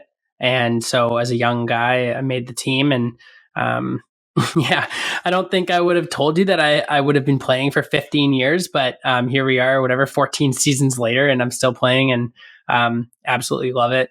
I made my first, the senior national team in 2012, the Japan cycle for the World Championships. I played U23s in 2013. I was on the 2016 cycle, the 2017 World Games cycle, and then I was also on the 2020 cycle that got canceled. So yeah, a lot of national team representation and a lot of time playing Ultimate over the last 10, 15 years. For sure. And your role on the team, you're one of the handlers on the squad, correct? I'm not sure if you're going to be playing offense or defense, but handler. Yeah. And I think one of the things that you'll learn when you play in this World Games portfolio, I suppose, it's that there's only 14 players, so you kind of have to do a bit of everything. OD, handle, lanes, whatever is kind of required of you. But yeah, I would say generally speaking, I handle, and up till this point, I've been playing more on the defensive side, but everyone kind of has to do a bit of everything with this team. I mean, it's the best players in the country, so there you go. And we'll get started with sort of your perspective as a veteran. What's the training camp process been like for your team? And obviously you were there in 2017, so maybe also compare it a little bit to what it was like in 2017. And you obviously have a lot of new players in the fold as well. So kind of talk about the training camp process for us. Yeah, well, the team, the initial roster was announced way back in the new year, and then or just before the new year, and then there was a lot of waiting, and especially given the circumstances this year around COVID-19 delaying training camps and pushing things to a later date, it definitely was an interesting experience having the team made fairly early and then not really getting together aside from say like Zoom sessions or film stuff or other stuff that we had creatively injected into our schedule. But then we had our Toronto camp in April, our Vancouver camp in May, and we just got back from Poultry Days this week. So that's been the process. Overall, similar in structure to the 2017 cycle. Just a few more hiccups along the way this time around due to COVID, worldwide pandemic, and cancellations and that sort of stuff. So, I would compare it. I would say it's pretty similar overall in structure and process. But yeah, you highlighted one of the major differences. In 2017, the team was, I would say, quite a bit older, and perhaps more mature from a athlete standpoint. Out of the final roster, I believe our youngest player was 26 or 27 at the tournament, right? And that's a stark difference from this year, which our youngest players early 20s. So it was definitely more of a veteran group in 2017, and I do think that I think it had an impact on how the process goes. I think it's no one's fault, but the way the process works with selecting a bigger team and then having to trim it down during the season is pretty challenging for all athletes because you never know really where you stand. But I don't, thinking a lot about it, I don't really know if there's a better alternative. And I think it's just tougher on younger athletes. So this time around, with a bit of a wider age spread and younger athletes, I think there was definitely challenges there. For myself, someone who had been through it before, I'm just hopefully there to, lend a hand and help provide some guidance and mentorship for some of the younger athletes that this is kind of how it goes. And this is the tough part about being involved at this World Games portfolio is that you're on the team until you're kind of not. And then the players who are not selected for the final competition are, remain on the team as alternates and want to be involved. But there's that challenge where you kind of feel like your campaign's over, but it's not. And you have to keep playing through Poultry Days and through the competitions and stay involved. But again, there's not a very good alternative to that process. So it's a learning experience for all of us to have to go through it. And of course, you get the benefit of having done it for a second time now. And Kevin, wishes from us here on the podcast, hopefully a third time. I know you're not thinking about that, but I don't know about that. We'll see. Never say never. Exactly. So let's jump right into the tournament. Danie and I talked about this earlier on the podcast. If you haven't watched the games, you got to go check it out because they're both good games to see high level competition. So talk about kind of how the first game went. Score didn't go your way, of course, 15-10. Some raindrops coming in, here and there. So what was the game like, that first one against USA? Yeah, well, before we talk about the US game, it's worth noting that we got to play against two pretty good teams in hybrid and noise, like American club teams. And I think it was awesome to get a chance to play those teams because as this group, we only get so many games throughout our whole cycle. So, those games definitely were a good chance for us to get our stuff together, right, and start performing at a high level because we were far from perfect. And so by the time we got to the United States game in the afternoon, we had sort of for lack of a better way, got our stuff together, and we're just more in the same on the same page. So, but yeah, when it came to that first game, anytime you have to play against an American side, they are on paper going to be the best team in the world almost every time you come up against them, right? And that's not a surprise, and it doesn't have to intimidate you. You don't have to over respect the team that you're playing against, but that you're playing against good players and a good team. And I think the game overall, if you wind up watching it, I haven't seen it yet, but I played in it, and I remember that it was honestly fairly even for the most part. And then they just sort of had more killer instinct in the second half. Truly, we generated enough turns to feel like we were right in that game. Our offense played enough good offense to feel like we were in that game. But if you don't punch in your breaks, you just can't win, especially against a good team. And we got plenty of chances in the first and second half to kind of establish either a lead or stay on level ground. And we just didn't punch them in, right? And I think, speaking as someone who played mostly on the defensive side, we can take a lot of responsibility for not jamming in those breaks in the first half and then a few chances in the second half. Yeah. At the end of the day, if you have several chances to punch in breaks and you don't put them in, you're going to lose to good teams. And that was the sort of the story of that afternoon. And I think we all recognized that we played a pretty good game of Ultimate. We just needed to tighten up certain areas that sort of let us down that afternoon. And so that the tightening of the areas you're talking about, is that something that the coaches did right after the game, or you had team dinner and then sort of like had a strategy session, or what did that look like? Well, I'll tell you, Theo, we were it's a chicken festival in the middle of Ohio. And for us, that was pretty wild to be involved in this situation. And the showcase game featured, people from the town, people from the festival, and obviously a lot of Ultimate players that were playing in the tournament as well. So to be perfectly honest, like after that game was over, we got like shuttled off to dinner, where we got to enjoy some of the local fare, where we got to have barbecue chicken dinner, and we actually kind of ate in the same area as the United States. And to be perfectly honest, we didn't do a ton of debriefing right after the game. We talked very briefly about how things went. We talked more about logistics than anything, about this is what tomorrow looks like, this is what tonight looks like, and that sort of stuff. A lot of the adjustments came either in game, just very briefly after the game, or more, like a more defined film, like a review session, I suppose, like before our next game against the United States, and things that we could take away. So, more than anything, for us being in that festival atmosphere, we just kind of got ushered off the field site and went straight to dinner, essentially, to kind of fuel and recover and kind of live that like festival style Ultimate tournament. So, yeah.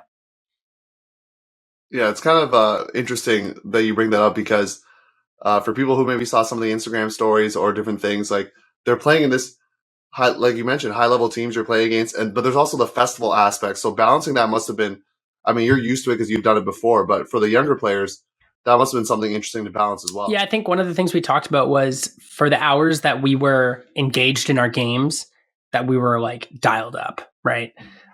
We talked about it as like a leadership group. We talked about it as our coaches talked about it, but some of the veteran players also just sort of established that, hey, like this is a kind of a distracting environment, a fun environment to be a part of. But when we're on, we're really on, right? And then when we're off, we can enjoy the festivities and talk to other teams and, go to the festival and the fairgrounds and go to the live music and stuff. As long as you're sort of taking care of yourself, there's that time when you can be off and kind of enjoying it all. And then the times that you're on, you're really, really on. And that was like what we kind of established. And I hope some of the younger players took heed. But to be honest, there was no sort of, no one on the team was like getting too caught up in the distractions. But I think it was something that we wanted to establish as well, that this is an interesting and distracting environment, as will it be in Alabama in a few weeks. Like, that's going to be a bizarre environment for a lot of us. It's going to be new. And even though, some of us have been to the World Games before, every tournament takes on kind of an identity of its own. And you just have to be able to block out the distractions when you're on. And that's kind of what we worked on this week. Yeah, I predict it's going to be hot. It's Alabama in the summer. So, Kevin, I don't know if you're going to be chopping off the locks before the tourney, or you're going to let it fly. I don't know. Either way, I wish good luck to you in that regard with the heat. But speaking of being on there, obviously, for those who watch it, they know and we talked about it, the game gets cut because of lightning, but you were on, the team was on, taking half 8-4. So very stark difference to day one there. What was the key to success, and sort of what were the adjustments that were made, if any? Yeah. I think the game played fairly similar to day one. We just made the most of our chances with the disc, to be honest. And, like if you watch the first halves, they're not that different. We just punched in the brakes when we actually got the chance. And to be perfectly honest, like I think we're all proud of how we played in that final, but we're aware that the United States made some sort of like some mistakes and some short field errors. And of course we applied some great pressure to be able to push some of those and make some of those happen. But like a drop pull and then a reset turn kind of by their own goal, like those are two freebies. Kudos to us for punching them in. But at the end of the day, like the difference between the two games was probably just a few mistakes one way or the other. Obviously the score lines 15-10 and 9-5 receiving, they're not a far cry from one another. I think we all left that game feeling a mixture of satisfaction in how we were playing and unsatisfaction in not really getting a chance to finish that game off. I think for all of us, obviously, like we can only play with the rules that were given. And when they delayed the game, and then ended the game, we won because of the rules that were set out in front of us. And we couldn't have just ran out there and decided to play instead, even though I'm sure a lot of us wanted to. But anytime you get a chance to take a lick off the United States and kind of, play them well, and we can be proud of that. But I know for sure for everyone on the team, like being in the lead when they lightning delayed and getting the win feels great. But it's certainly a far cry from playing them at the World Games and playing them for a gold medal or playing them in a major pool play game. And I know, like, just reflecting on it and thinking about that game, like, we were on, I would expect that game to have continued to be a battle and us to come out on top.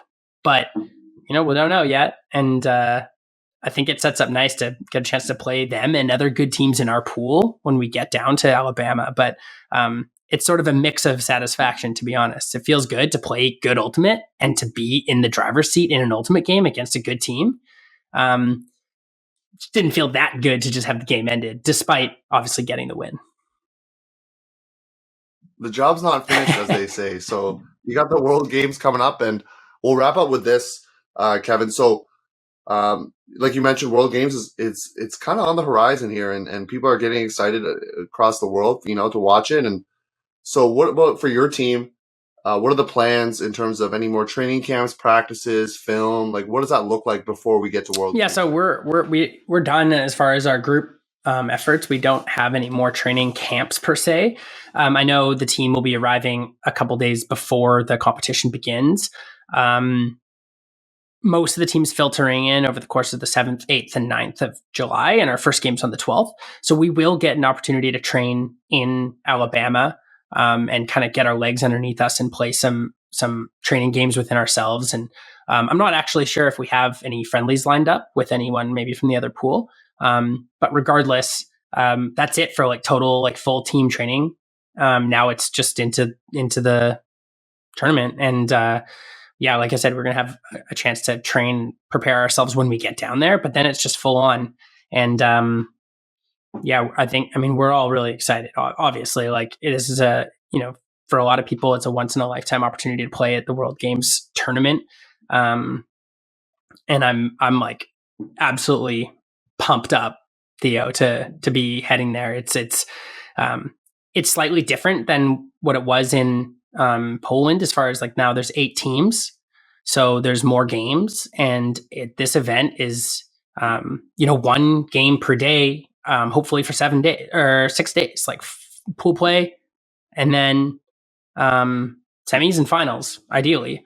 And I think for us, like, we've been sort of talking about it internally. We've been thinking about it. It's 1 good game of ultimate per day to give ourselves a chance to win a gold medal. And I think like, this group is pretty pumped. And I have to be honest, as we went throughout this process this year, this is a considerably younger group. And I wasn't worried per se, but there's that mixture, and we've had ups and downs this season, right? We've played some fabulous ultimate. We've played some bad ultimate as well this year. And that's just a reality of playing with a team that's trying to mesh styles and different people from different sides of the country and not having that existing chemistry, a lot of people. But when we've put it together, we've looked like a gold medal team. And I'm just hoping, and we're planning on trying to deliver that product each day for 2 hours. But we got to go and do it. And I think that the moment's not really lost on any of us. We've got a chance to play 2 hours of gold medal ultimate per day for 6 days to win a championship. I think that it'll be high pressure. It'll be fun. It'll be weird. And we're pumped. Kevin, I'm first of all pumped up for you. Like, I don't know if you're like doing motivational speaking. I don't just say this like as a joke, like genuinely. I don't. Except for in the ultimate field. You've got some good fire right there, and just getting people pumped up, and just even the perspective of what it looks like. Because often people can get overwhelmed, right? It's a big tournament, but you're breaking it down to 1 day, 2 hours. We just lock in for those 2 hours, and that's like, that'll help us breed success. So just a great perspective there from Kevin Underhill. And I guess we'll end it there, Kevin, because that's just a good way to end your motivational section of this interview. So after this, you'll actually get to hear from another person on the World Games here, Molly Lewis. So you get the veteran perspective, and then you'll get the kind of first year, more wide-eyed perspective. So Kevin, any other lasting thoughts you want to share with the Huckin Eh audience before you and I sign off, at least? No, I'm looking forward to. There's just a few weeks left until we actually take the field in Alabama, and just from talking to the other people in the Canadian Ultimate community, I know everyone's really pumped to watch and support, and I hope you and your listeners are as excited. We've got we've got a cool and unique team, and as one of my teammates, Tim Sang, always talks about, like, this collection of players will never be together ever again to do what we're trying to do here for this event. And that always makes me like really appreciate and take it, seriously, right? Like if you're on, like, there's no, we never get a chance to do this again with this group. So we've got like a special group, a fun group, and a chance to do something special. And we're excited, and we know the Canadian Ultimate community is behind us because they let us know all the time. So, we're pumped. Thank you, Theo.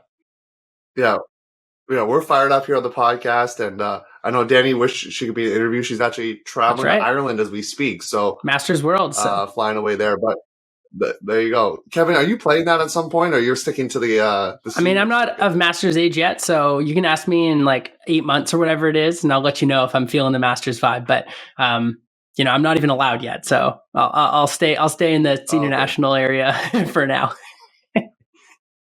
Yeah, one day, that's cool.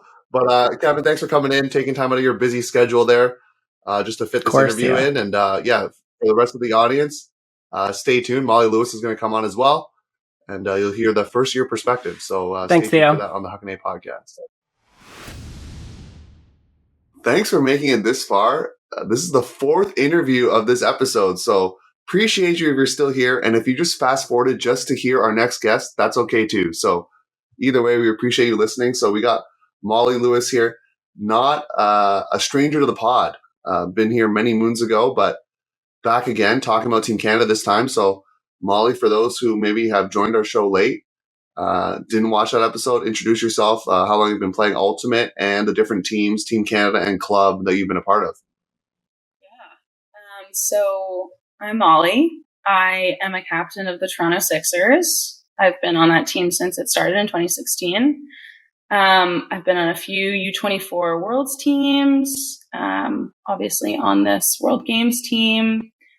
I started playing kind of high school time and then have just never stopped. So I've been playing for about 10 years. And a note for the audience, you come from an Ultimate family, let's just say, because your dad was playing back in the day, correct? And Correct. That's how you got into it? Yeah, he was playing like before Goulet existed. And I was always on the sidelines of his games, and then he kind of convinced me to start playing in high school, and then I caught the bug just like he did. And your two brothers catching the bug too. They're also playing on the top Toronto team in GOAT. So lots of I don't know if we'll ever get the whole Lewis clan. That could be a fun episode. That's just an idea I had in my mind. Be bickering the whole time. I actually don't think it would be that fun. Well, it'd be fun for the audience, maybe not for you, but but anyways, we're gonna jump into the questions here. We heard from Kevin earlier about sort of his experience, and obviously he's a veteran member of the team. So now we get sort of this first year wide-eyed rookie perspective of World Games. So talk about the training camp experience from your perspective as a first year player.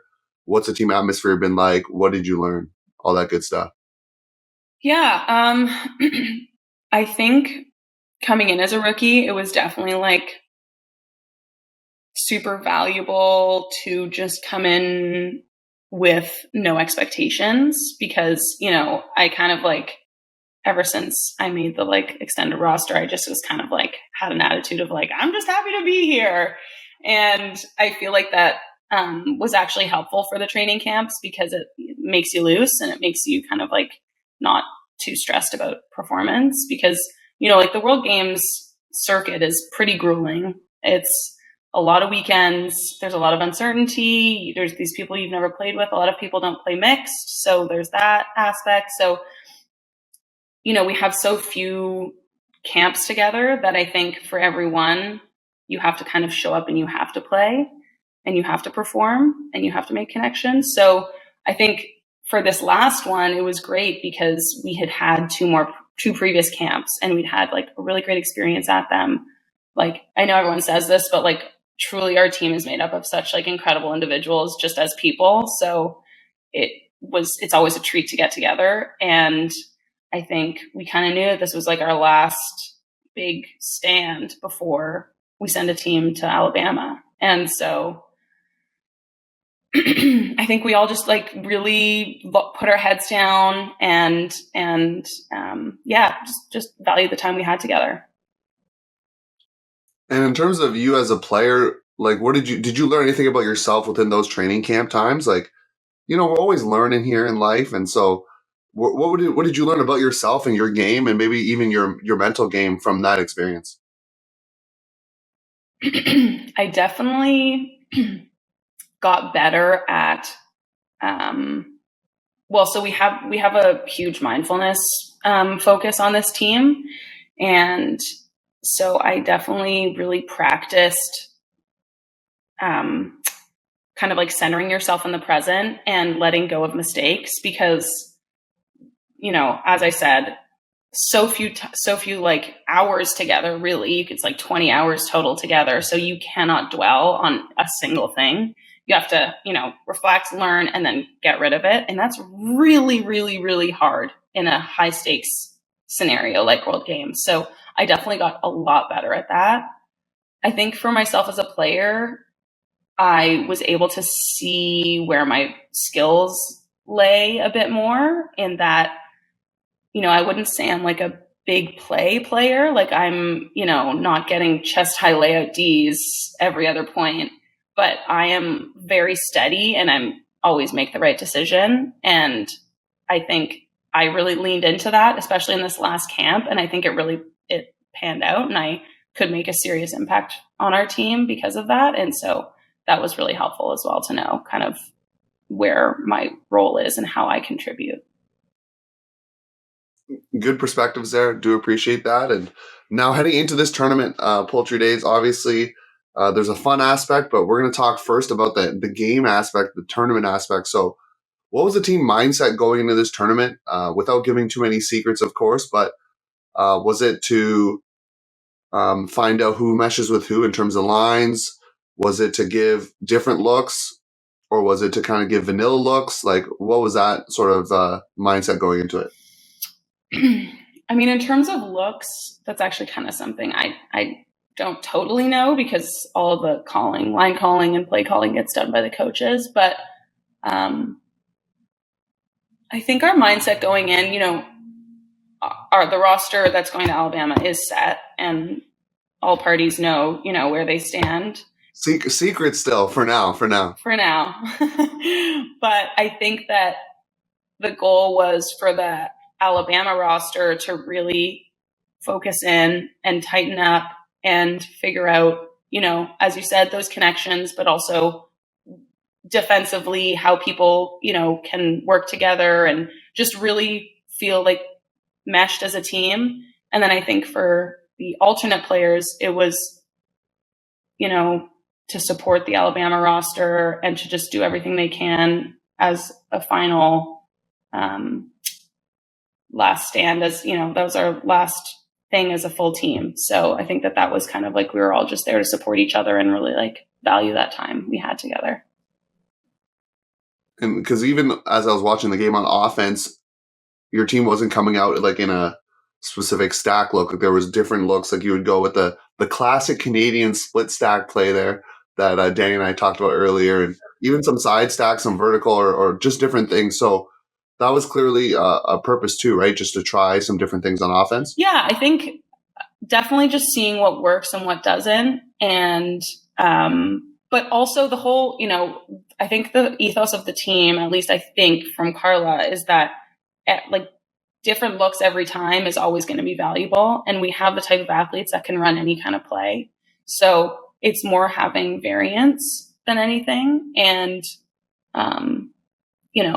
ultimately every team is going to scout every other team. So I don't think we were as concerned about like giving away a play, because a good play, you can still get open even if they know what you're going to do, because you have 3 options open. So I think it was more about figuring out what worked for our team as opposed to worrying about what the opponent was seeing from us.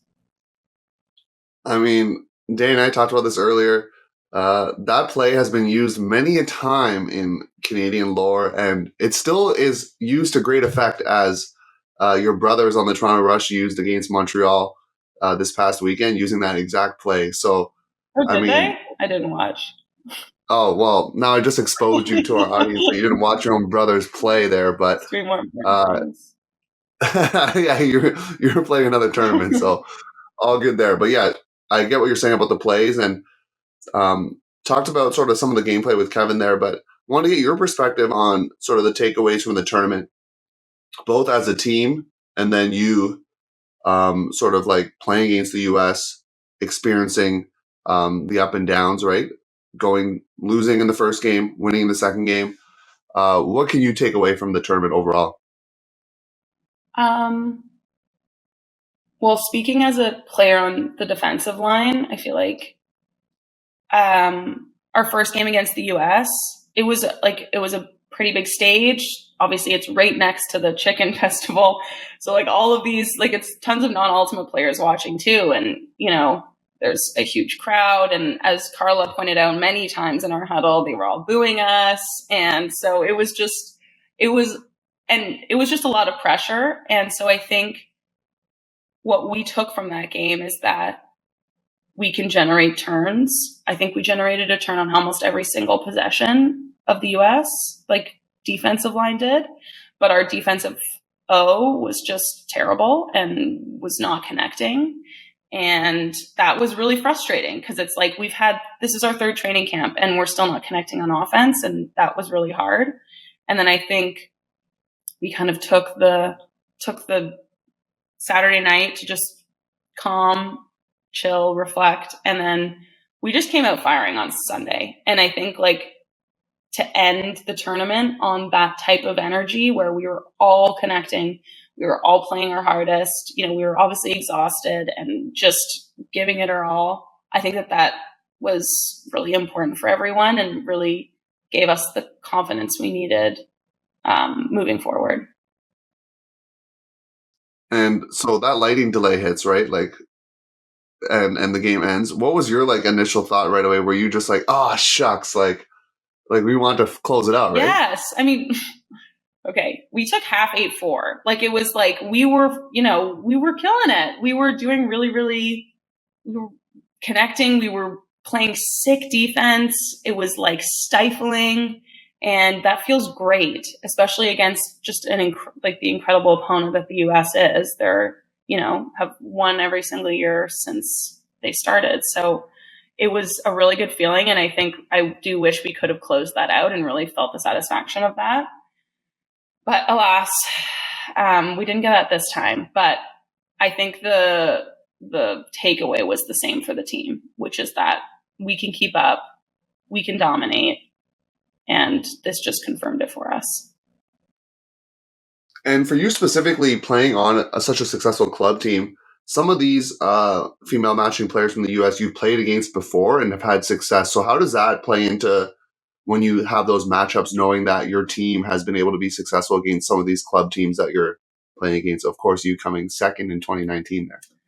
Yeah, I think the familiarity is actually very helpful. I think that with an opponent like the US, it's easy to build them up to be this huge unstoppable force that's untouchable.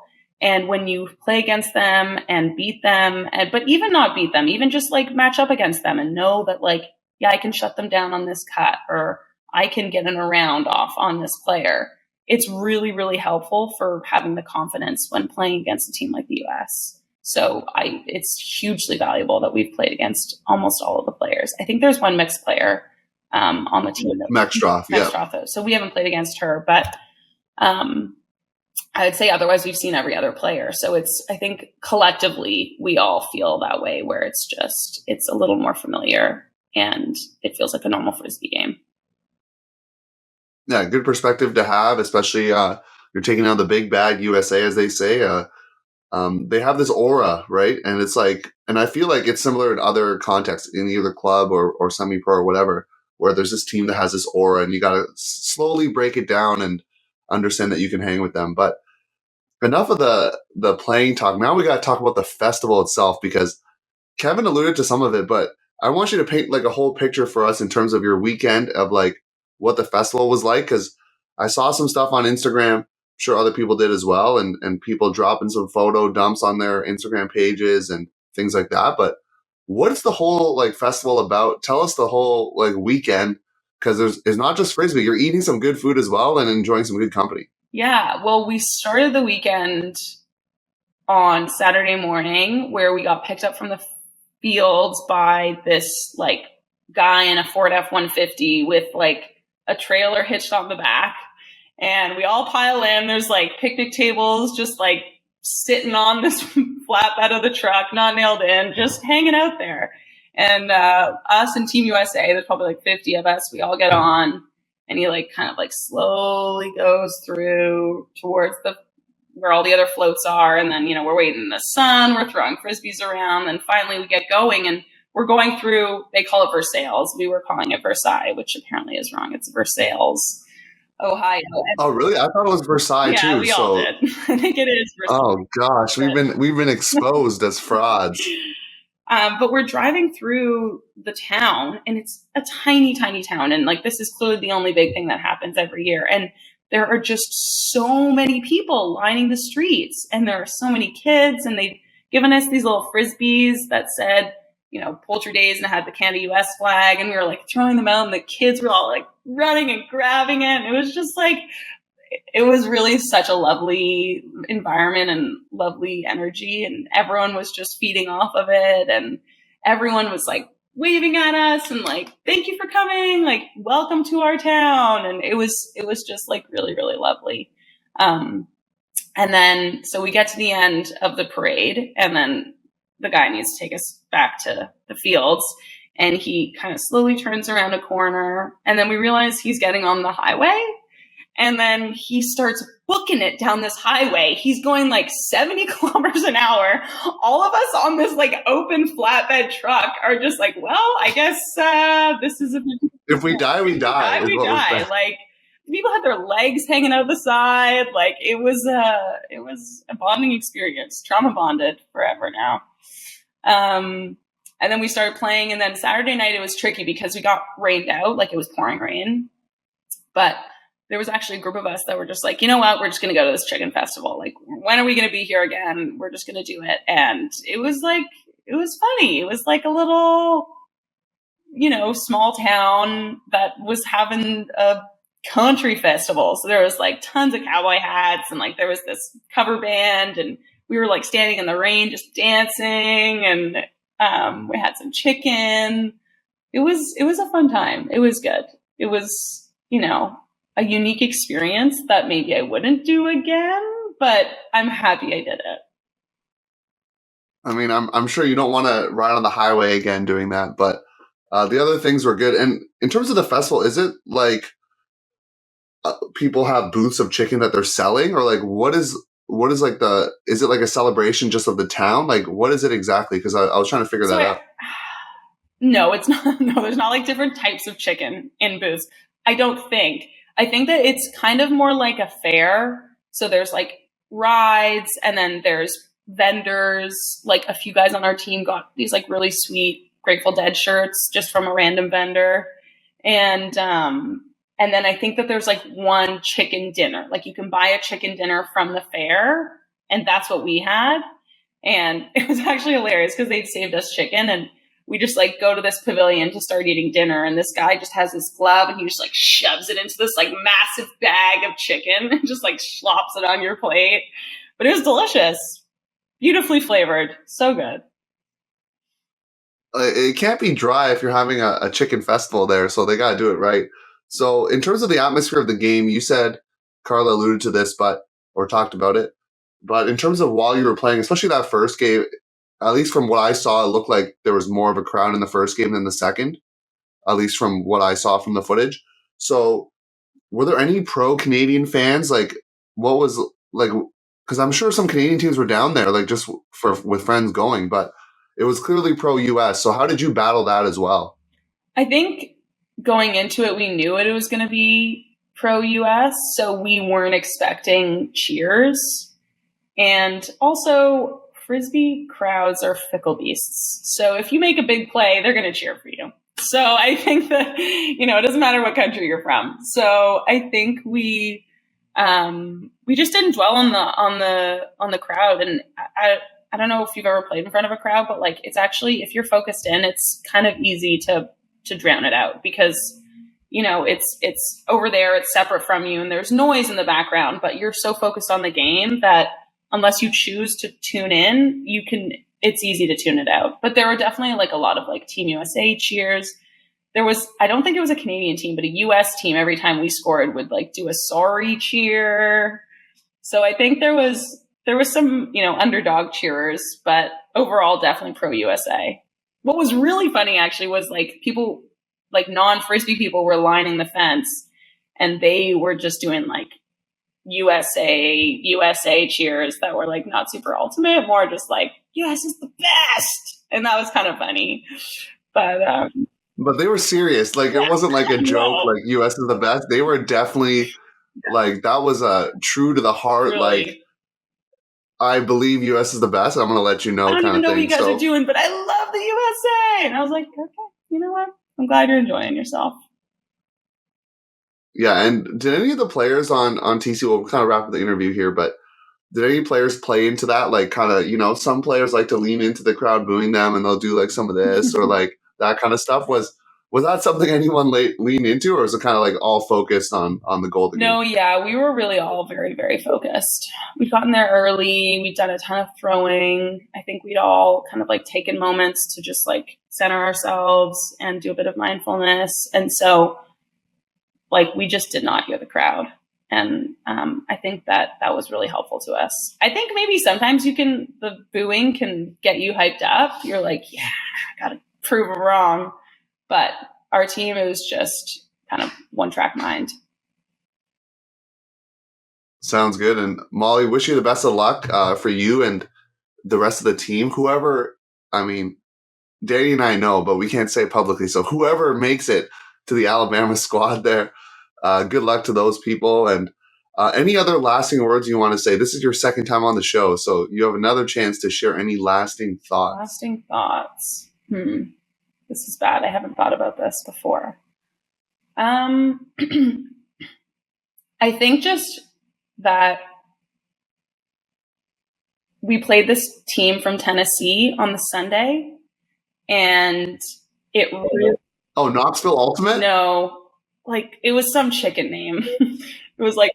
Okay, because I think it's the team that you played because they commented on our Instagram because UltiWorld and us like posted about the game being available, and they said, "Why don't you post the Knoxville versus Canada footage or something?" So I think that's the team. Wasn't a super close game, but they were just like really, really lovely to play against, and we're so happy to be there. And this one woman was talking just about how like grateful they were to play against Team Canada and like be part of our journey towards going towards Worlds.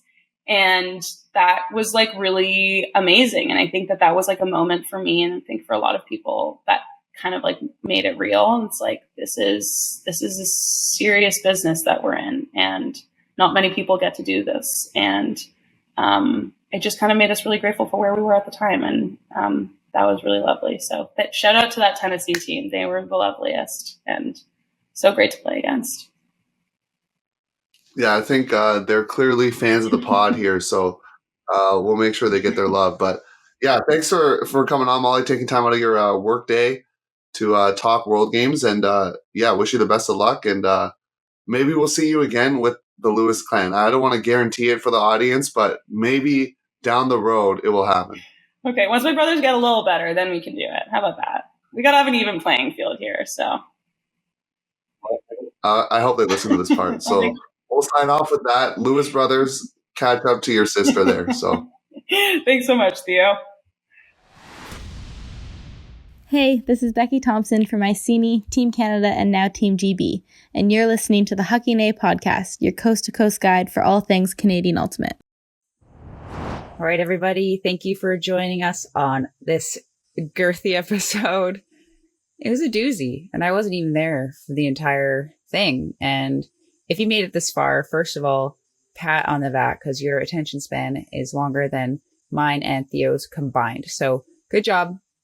Thank you for being with us. We look forward to speaking with you soon. I don't think I'll be there next time. I think it'll be a surprise guest, right, Theo? Yeah, don't say the name because I want it to be a surprise. This person's going to be a delight. So you better tune into the next episode, and you also better tune into the subscriber only section because we're going to be talking a little bit about more U20 stuff, kind of like national team things. That's kind of going to be the only thing I'm going to say because I actually can't say more. So follow us on Instagram. You can follow us on Twitter if that's your thing, but just don't expect us to do much on there. Facebook, I guess. Or you can email us at hucking_a@gmail.com. That's wrong. At ultiworld.com. I mean, good effort. I believe it's just hucking@ultiworld.com. That just shows you how many emails. So many. Get. Mostly it's in the Instagram DMs. It's true. We do get like the odd email from like Ottawa Juniors. That's pretty much it. So I don't answer emails. So definitely just slide into our DMs and Theo will answer you there too.